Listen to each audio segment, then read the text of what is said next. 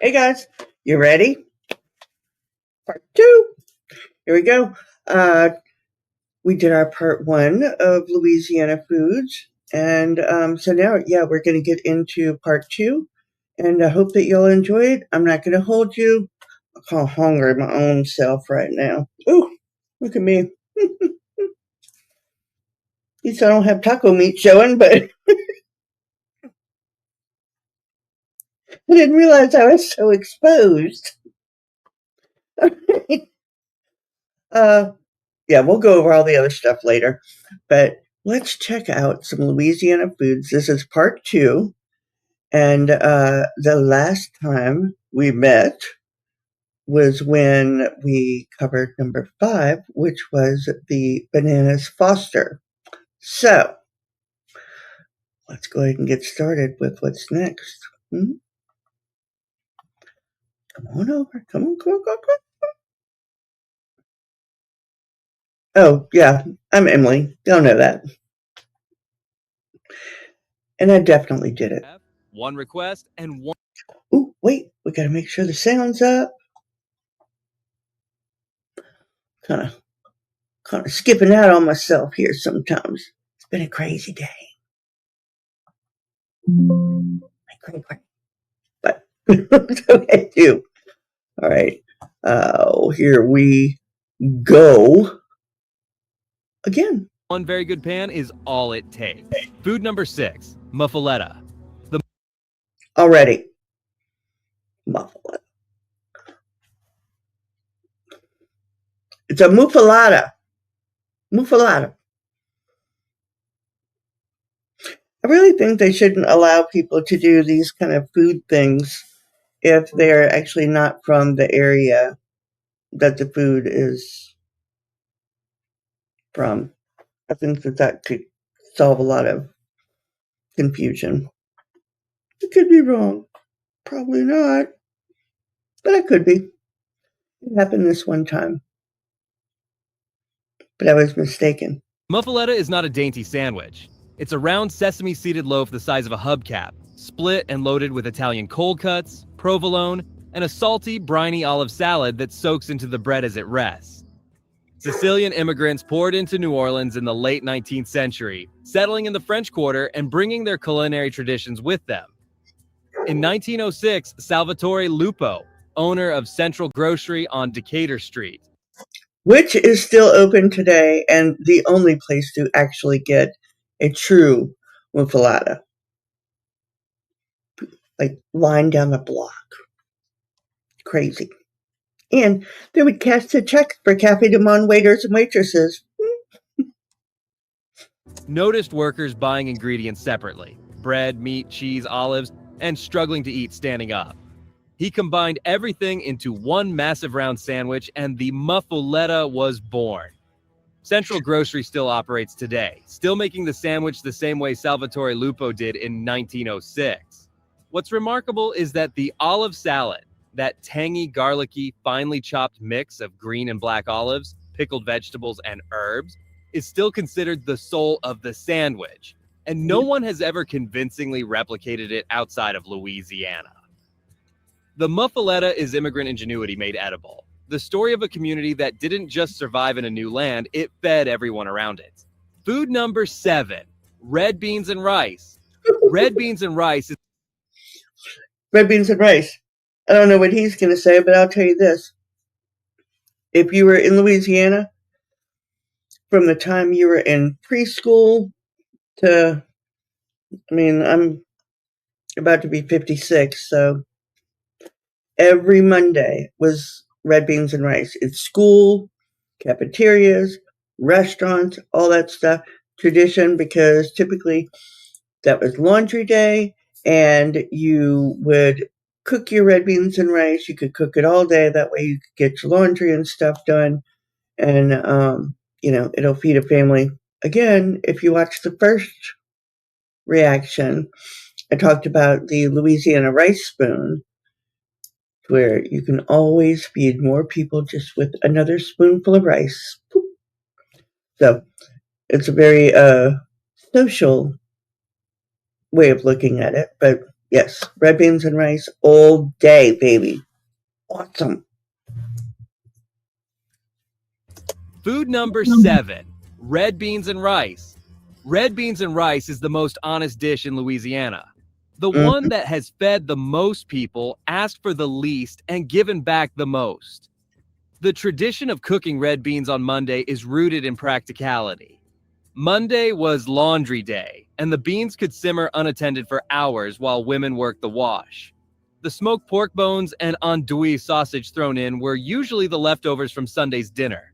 Haitian immigrants arriving in New Orleans after the 1791 revolution They're making the maurepas there with the celery and the onions and all the yummy goodness. are widely credited with deepening the culture of red beans and rice in the city, bringing their own traditions of rice and legumes as the backbone of daily meals. The detail that hits hardest: Louis Armstrong, born and raised in New Orleans, loved red beans and rice so much that he signed his personal letters, "Red beans and ricely yours." He ate it nearly every week of his life. When a musician that important loves a dish that deeply, it stops being food and starts being identity. Red beans and rice is the dish that tells you the truth about a place. Not the tourist version, not the restaurant version. The Monday version, the real one. Food number 8, praline. The praline is Louisiana. If anybody's listening, if you know a way that I could get in touch with some of these people, I would be perfectly happy to, you know, do the voiceover or the narration because it is not praline. We're not praying. Praw. Praline. Praline. Mm-mm-mm. And growing up, it was funny because in grade school, they would do the whole I love you once, I love you twice, I love you more than beans and rice. They taught us early. Louisiana's most beloved candy. A flat, sweet, slightly crumbly disc of caramelized sugar and pecans that melts against your tongue and stops every conversation it enters. The praline began in France, named for César du Plessis-Praslin, a 17th century French diplomat whose chef invented the original confection using almonds. But when the recipe arrived in Louisiana, almonds gave way to the native pecan tree, a nut that grew wild along the bayous and riverbanks, and cream replaced water in the sugar mixture. The result was something richer, darker, and more complex than anything the French original had been. What makes this story remarkable? The transformation was almost entirely the work of free black women in New Orleans known as pralinières, who sold the candies from baskets and trays on the streets of the French Quarter throughout the 18th and 19th centuries. They didn't just adapt the recipe, they built the market for it, turning a French court confection into a street food institution. Every praline you bite into carries the work of those women. Their hands, their hustle, their brilliant riff on a recipe that didn't know what it could become. Food number I don't often like to pat myself on the back, but I make some pretty badass pralines myself. And I use it with, and I make it where it has like a maple flavor. I use maple syrup in it. So maple syrup, the pecans. Oh, it's amazing. I took, I think, 3 different praline recipes and combined them in various ways to get my recipe. So um, we don't play. Hence why you do not see a super skinny physique before you. Because if you're going to cook as much as we do in Louisiana, we have to taste it. It would cast a pall over your entire family and all of your ancestors if you come up with a bad Louisiana recipe. Shame on you. Shame. Get back in the kitchen and cook. 9, po' boy. The po' boy is Louisiana's answer to the sandwich. But to call it just a sandwich is like calling jazz just music. The origin story is one of solidarity. Yep. In 1929, New Orleans streetcar workers went on strike. Brothers Benny and Clovis Martin, who ran a small sandwich shop in the French Quarter, promised to feed the strikers for free. They stuffed long loaves of French bread, baked by the Leidenheimer Baking Company, whose Mhm. airy, crisp-crusted loaves are still used today, with roast beef and gravy, and served them without charge. Every time a new striker walked in, a worker behind the counter would call out, "Here comes another po' boy." The detail that most people miss: the bread is the secret. Louisiana French bread is uniquely light and crisp because of the local humidity and the specific fermentation methods developed in New Orleans. Bread made anywhere else doesn't compress and shatter the same way. Po' boy shops in New Orleans still receive daily deliveries from Leidenheimer, just as they did in Mhm. 1929. The Yep. po' boy was born from an act of generosity during a moment of desperation. That's what makes it taste the way it does. Food number 10, king cake. King Ah, cake is not king cakes. Oh my gosh, they're amazing. And I mean, what they're showing right here already is not like a true king cake. So, starting when you're very young, so there's a little plastic baby that goes into the king cake. And your mom or your dad or whoever would bring a king cake to school. And you would get to have king cake parties. Well, whoever got the baby was then responsible to bring the next week's king cake. And this goes on all through carnival season. And they still do it. Schools, offices, doctors' offices, hospital. I mean, it's a whole thing. But there has been the great pussification of king cakes, I think, in a lot of ways, because now they do the stuffed ones with the, strawberry filling or cream cheese or custard, or, I mean, the cream cheese is pretty good. But, they have like a ridiculous amount of them now. Ridiculous. And I will tell you the biggest secret of all of us Cajun families. There's the king cake knife. The king cake knife is when you get your king cake at home and you go to cut a piece, you better leave that knife in there until that entire cake is gone. Do not,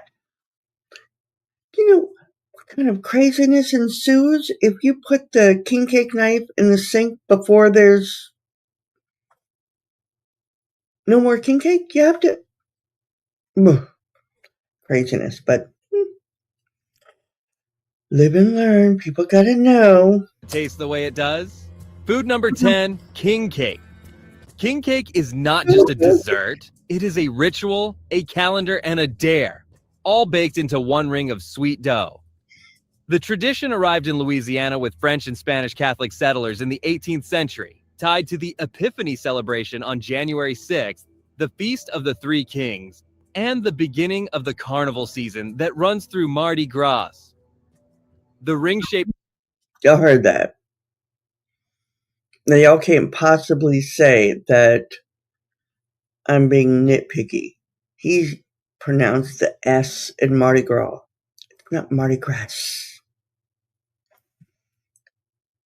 Let's just go ahead and play that one more time for the kids in the back so you too can hear the misenunciation. celebration on January 6th, the Feast of the Three Kings, and the beginning of the carnival season that runs through Mardi Gras. The ring shape represents the crown of the three kings. Hidden inside every cake is a tiny plastic baby. Whoever finds it is named king or queen of the next celebration and is obligated to buy the next cake. The extraordinary scale of this tradition: bakeries across New Orleans produce an estimated 750,000 king cakes every single carnival season. The baby hiding custom has roots in medieval European tradition, but the specific colors, purple for justice, gold for power, green for faith, are a New Orleans invention codified in the late 19th century. King cake is the only food in America that makes eating a competition, a ceremony, and a community obligation all at once.